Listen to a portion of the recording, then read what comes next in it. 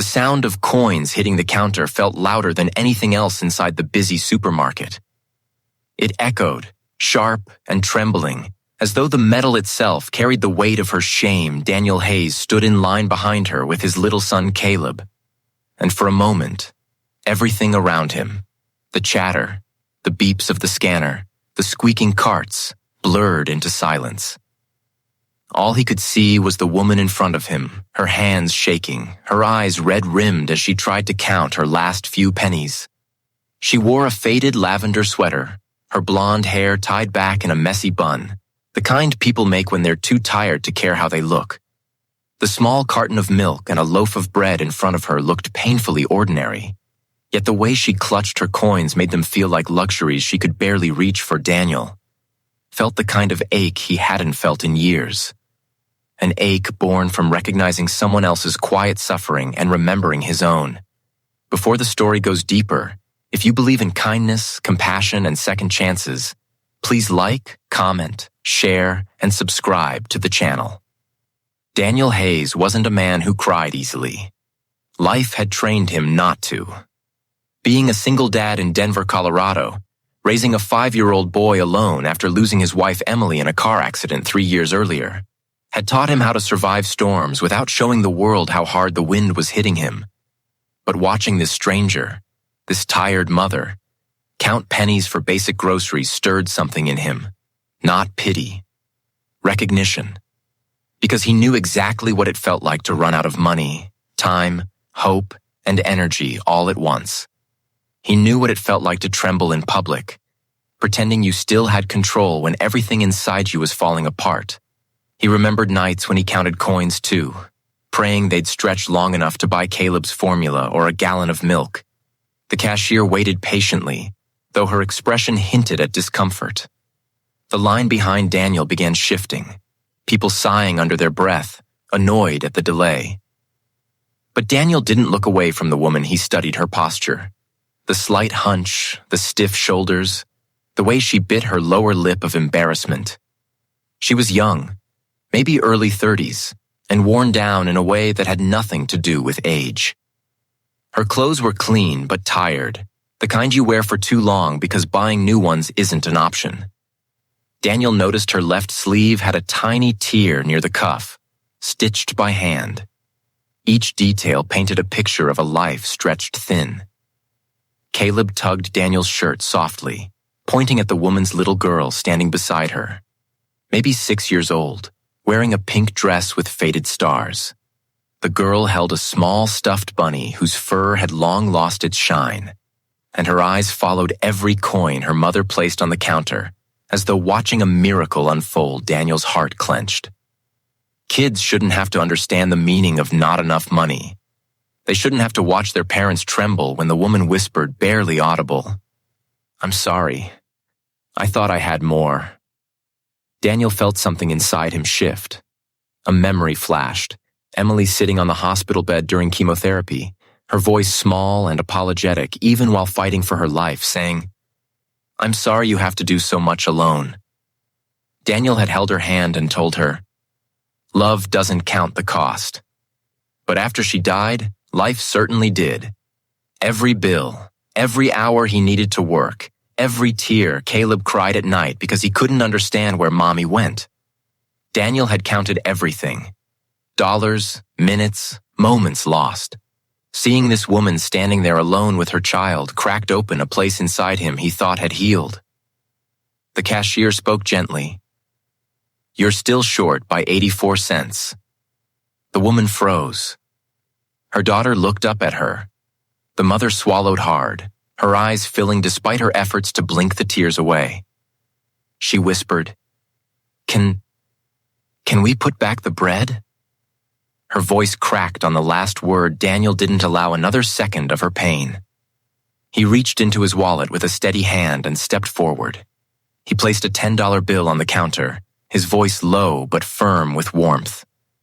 "Please, let me take care of it." The woman gasped softly, turning toward him with wide, unsure eyes. Her daughter clutched the bunny tighter. Daniel gave a small nod. No heroics, no grand gesture, just quiet kindness, the kind he wished someone had given him during his lowest days. The cashier smiled with relief, quickly completing the transaction. The mother whispered, "Thank you," in a raw, broken tone as she gathered the bag with trembling fingers. But Daniel wasn't done feeling the echo of her pain. As she and her daughter stepped aside, she held onto her dignity with fragile grace, pressing the bag to her chest like it was a shield. Daniel watched her walk away with that same quiet tension Emily used to carry when trying to hide how sick she felt. Something told him the woman wasn't just having a hard day. She was surviving a hard life. He paid for his groceries, lifted Caleb into the cart seat, and headed to the parking lot. The sun outside was soft, the kind of daylight that makes everything look honest. Daniel spotted her again near a silver sedan at the far end of the lot. She wasn't rushing. Instead, she just stood there with her back against the car, her daughter holding her hand, as though she needed a moment to breathe. Daniel hesitated. He didn't want to intrude, but he also knew that sometimes one gesture wasn't enough. Not when someone was carrying the kind of emotional weight that made you stop in a parking lot because walking another step felt overwhelming. Daniel approached slowly, offering a respectful distance. She noticed him and straightened, wiping her eyes quickly. Her daughter peeked from behind her leg, still hugging the bunny. Daniel spoke gently, telling her he hoped she didn't mind him checking if she was okay. The woman nodded, her voice shaky as she said her name was Grace Turner Grace, a name that felt fitting. She explained she had recently lost her job, her rent was past due, her daughter Lily was recovering from pneumonia, and everything had hit at once. She said it with the kind of humility that only comes from being forced to start over more times than you can count. Daniel listened, letting her finish without interruption. He understood how hard it was for a person to admit they were struggling.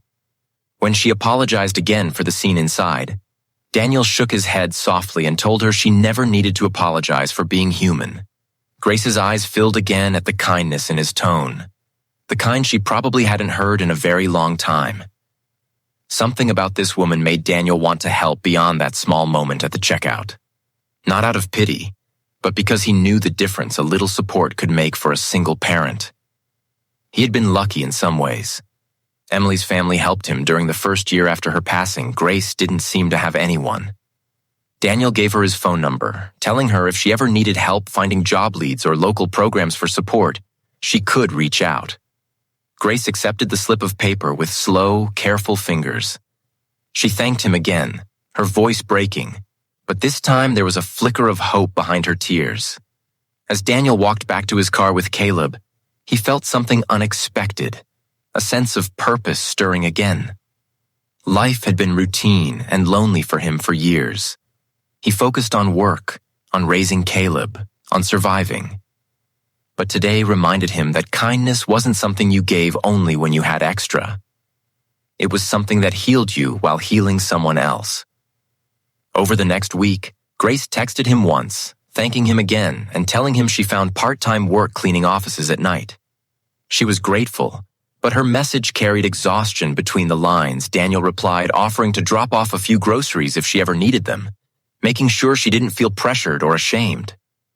A few days later, she accepted the offer. Daniel arrived at her apartment, a small, clean place in an old building, and when Grace opened the door, she looked surprised and deeply touched by the modest bag of groceries Daniel brought. Caleb and Lily quickly became friends, filling the apartment with the sound of innocent laughter. Daniel noticed how Grace looked at them, the look of a mother who wished she could give her child the world, but was fighting to provide even the basics. Over time, Daniel and Grace's paths continued to cross. Not deliberately, but gently, naturally. Like two people who had been walking in darkness and suddenly found themselves stepping into the same stretch of light. Daniel admired her strength, her quiet resilience, her unwavering devotion to Lily. Grace admired how Daniel was raising Caleb with tenderness and laughter despite his grief. They didn't label anything between them. They simply existed in each other's orbits, letting healing unfold slowly. Months passed, and Grace's situation improved. Daniel helped her find a stable job at a local community center. She worked hard, saved carefully, rebuilt her life one piece at a time. Daniel found himself smiling more, laughing more, feeling alive again. Their children grew close, inseparable as siblings. Grace cooked him dinner one evening as thanks, though Daniel felt she didn't owe him anything. But as she stood in the warm glow of her kitchen, stirring soup and smiling shyly, Daniel realized something. He hadn't felt this kind of peace since before Emily fell ill. They weren't rushing. They weren't chasing anything. They were simply healing together. Two single parents learning that sometimes life brings broken people together not by accident, but by grace. And it all began with a handful of pennies. If this story touched your heart even a little, please like, comment, share, and subscribe.